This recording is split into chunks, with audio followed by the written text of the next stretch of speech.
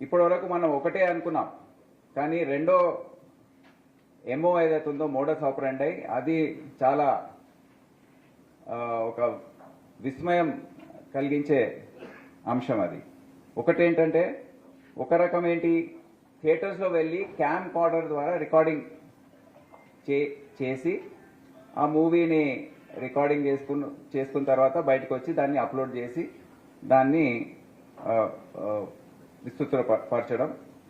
రెండవది hacking of servers of digital media houses.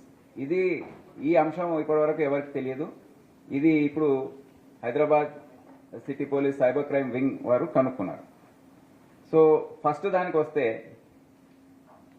ఇప్పుడు దీన్ని ఇంకో చాలా ఆశ్చర్యం కలిగించే విషయం ఏంటంటే, ఇదంతా ఎవరు స్పాన్సర్ చేసి ఎవరు నడిపిస్తున్నారు?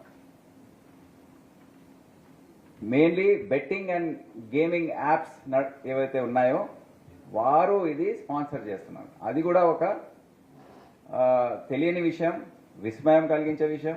ఆ లింక్ ఏదైతే ఉందో అది ఇప్పుడు బయటపడింది. ఇది ఎందుకు చేస్తారు? ఎందుకంటే వాళ్ళ ప్లాట్ఫామ్స్ని బెట్టింగ్ గేమింగ్ ప్లాట్ఫామ్స్ ఏవైతే ఉన్నాయో దానికి ప్రచారం ఇవ్వడానికి అడ్వర్టైజ్మెంట్స్ ద్వారా ప్లస్ ఈ మూవీస్ ద్వారా వారికి ఆ ప్రచారం చెందుతుంది. ఇంకా చాలామంది దాంట్లో అందుకే బెట్టింగ్ గేమింగ్కి అలవాటు పడుతున్నారు.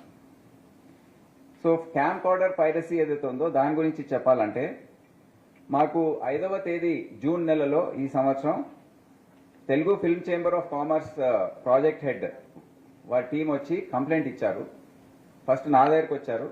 నేను వారితో డిస్కస్ చేసిన తర్వాత, ఈ కంప్లైంట్ నేను 10 సంవత్సరాల ముందు కూడా నాకు వచ్చింది, సైబరాబాద్లో ఉన్నప్పుడు వచ్చింది.